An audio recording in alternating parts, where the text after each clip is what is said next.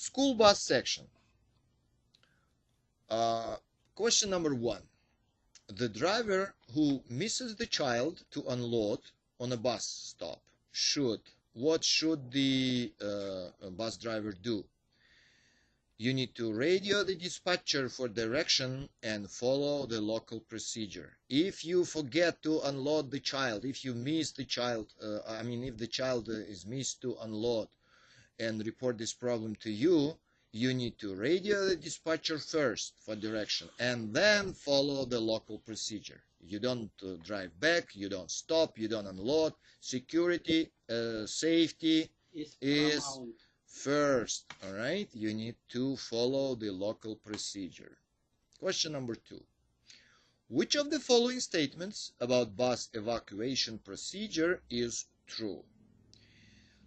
Evacuation procedure is also very important for you to know how to do it, when you do it, and what is important for you to remember: if time allows, notify the dispatcher about evacuation location, conditions, and type of assistance needed. So again, you if time allows, you need to notify the dispatcher about location, condition, and what help you need. Okay, that's the correct answer. Notify the dispatcher. Question number 3. Which of the following is recommended procedure when unloading the student? Apply common sense. Tell students to remain seated until they are told to exit. Everybody familiar with that rule, okay? In flight, in any coach, bus, passenger bus, and definitely it applies here. When unloading students, tell them to remain seated until they are told to exit. Okay, remain seated. Question number 4. Most dangerous time during the school bus ride is when loading and unloading. This is statistically most dangerous time. Most of the students get injured or killed during exactly loading and unloading procedure.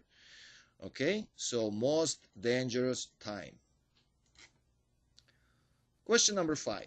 When stopping on a railroad crossing, driver must stop no closer than 15 feet. You should be familiar with this answer. You should know that from general knowledge section. That's how you need to stop before railroad crossing. 15 feet, no closer than 15 feet. Question number 6. If students must cross the street when they get off the bus, which statement is true? If they must cross the street, if your students must cross the street. So what is the procedure, in other words? The question is, what is the procedure?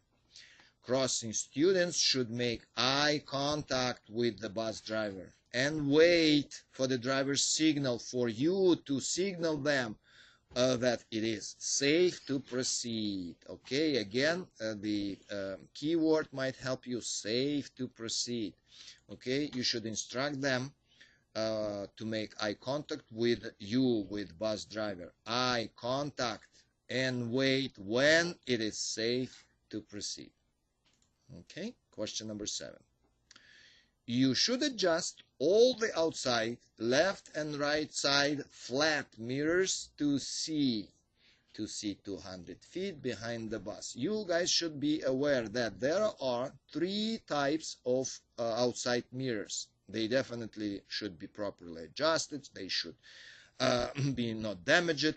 And there are 3 types of them: flat mirrors, convex mirrors, crossover mirrors. So all the time pay attention what mirrors you are asked. Flat mirrors you should be able to see 200 feet behind the bus in them, in flat mirrors. Okay, flat mirrors, 200 feet.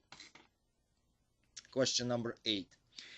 If the gate comes down as you start to cross the railroad crossing, what should you do? Safety is primary concern. You start crossing, gate comes down. What should you do? Drive through the gate. Break it if you need. drive through the gate, but well, never risk to stall on the tracks. Okay, if it starts down and you already starts moving, well, drive through the gate. Question number 9. During loading and unloading, students, you should check your mirrors continuously, all the time. Okay, that's again obvious question, obvious answer. Question number 10. Which of the following you should do when driving the school bus in high wind? Keep a strong grip on the steering wheel and try to anticipate gust.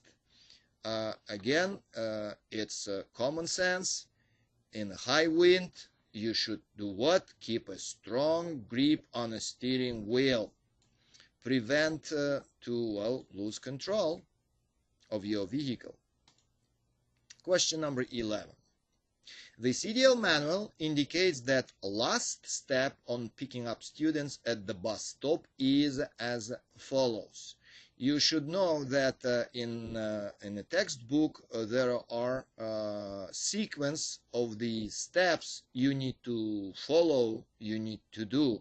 And sometimes you ask it, what is the first step, what is the next step, what is the last step?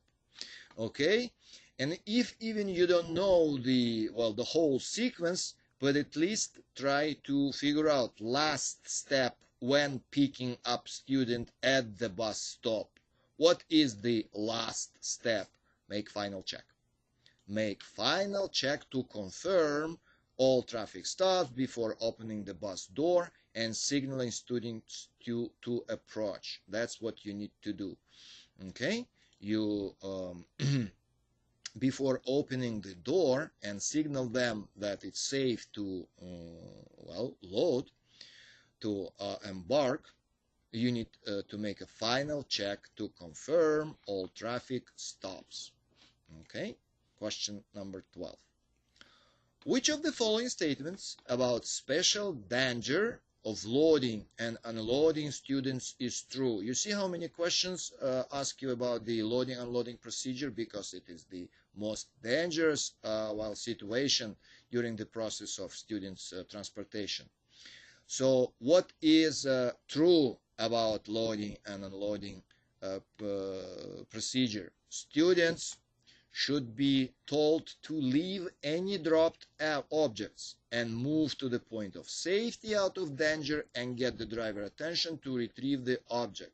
In other words, if somebody drops something, don't let them to pick it up. Students should be told to leave any dropped objects, move to the point of safety, out of danger, and only then get the driver attention to retrieve the object. That's the, ideal procedure you need to follow. Okay? Move to the point of safety first. Question number 13. After deciding the type of evacuation that is necessary, the next step you must take is, you see, next step you must take. Definitely next step is securing the bus.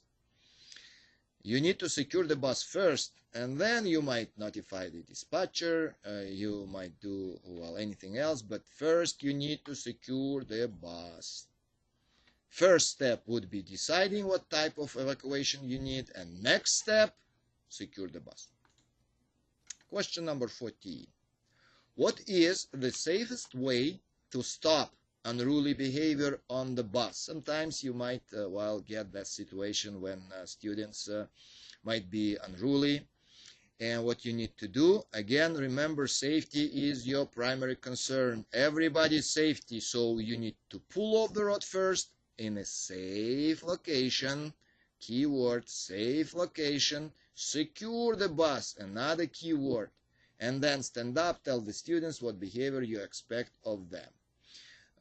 Again, here as well as in other endorsements, in other tests, you also helped with keywords. Look for them, and you should be able to identify the correct choice. Okay, safe location, secure the bus, and then stand up, tell the students what behavior you expect of them. Question number 15. Which of the following will confirm that you are driving vehicle with anti-lock brakes? Anti-lock brakes, they do what? They prevent locking. And how you know that you have that kind of brakes? ABS malfunction lamp. You have yellow ABS malfunction lamp on the instrument panel. Will light when you start the engine. And that's how you know that your bus is equipped with anti-lock brakes. Look for abbreviation. You ask it about anti-lock. Another means to identify it is ABS malfunction lamp. Another question about anti-lock brakes, a really short one. Anti-lock brakes, they do what? We already discussed this. They keep your wheels, your bus wheels, from locking. All right, locking. They keep your wheels from locking during the hard brake application. In emergency situation, when you need to apply your brake hard, they prevent well, your wheels, your bus wheels from locking. Question number 17. At bus stops where more than one child is unloaded, okay, general situation, more than one child is unloaded, which procedure most likely prevents an unloading obstacle? Well, more than one child, you need to count them. Right answer is A. The driver counts the students. If there are more than one, you need to count them to make sure how many of them, well, will be unloaded or loaded. Counts the students as they disembark before moving. All right? Good. Question number 18. Which of the following is a reason to evacuate the school bus? Well, in the textbook you have many reasons, and one of them is, and most important, most dangerous one, when the bus is stalled on a railroad tracks. If there is no train inside, it's still a dangerous situation. It's a reason to evacuate the school bus, to move children from the bus away from the rail tracks. All right? When it's stalled on a railroad tracks. Question number 19. The blind spot behind the bus could extend to how many feet? And textbook tells us the blind spots could extend to 400 feet. Okay?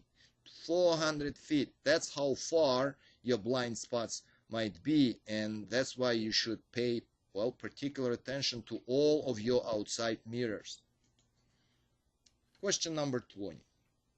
Which of the following statements best explains what to do when a school bus stalled on a track at a railroad crossing? We have agreed already on the previous questions, 2 questions ago, that this is the situation which requires evacuation. In other words, you are asked what, well, how you evacuate. And the right answer is B. You as a driver should evacuate the bus and move students away from the tracks, away on the angle toward the oncoming train. Why the toward the oncoming train? Just to see when it where it is. Okay, away from the track, away and toward the oncoming train. Question number 21. You should conduct a post-trip inspection. Complete the sentence. You should walk through the bus and around the bus. That's how you do, how you conduct a post-trip inspection. You need to check everything is, nothing is forgotten, left. So you should walk through the bus and around the bus, through and around, through and around. Question number 22. If you are loading students on a route and cannot account them, what you need to do? Golden rule: secure the bus, take the key to prevent the bus, starting, and check around and underneath the bus. Safety is primary concern. That's why if you cannot account all the students, if you're not sure all of them are in the bus, stop, secure, take the key with you, and then check around and underneath the bus. All right. Question number 23. Passive railroad crossing. What it is? This is the type of crossing which does not have any type of traffic control device. No traffic light, no gates, no anything. All right. That's railway is called passive. Does not have any type of traffic control device. Question number 24. You should adjust all the outside left and right side convex mirrors. Now you are asked about the convex mirrors. Let me remind you, you have three types of outside mirrors. Flat, we discussed them. Now you asked about convex mirrors. They should be adjusted in order for you to see the entire area to the rear of the mirror along the side of the bus. Okay, entire area. Okay, as much as possible, entire area to the rear of the mirror along the side of the bus. Question number 25. When approaching the stop, you should activate alternating flashing amber lights within how many feet before the stop? 200 feet. Remember, 200 feet. There will be more than one such a question you need to remember. Not 100, not 300. Between them, 200 feet. Question number 26. What is the next step after securing the bus when you have unruly child on board? Again, guys, you asked about the sequence of the events. You might not remember well all the sequence, but again, think logically. Next step after securing, you already secured the bus. Now what you need to do? Now you need to stand up and speak respectfully to the offender. If a change seating is needed, have the students move to seat near you. Okay, after securing, next step would be stand up and talk to offender. Question number 27.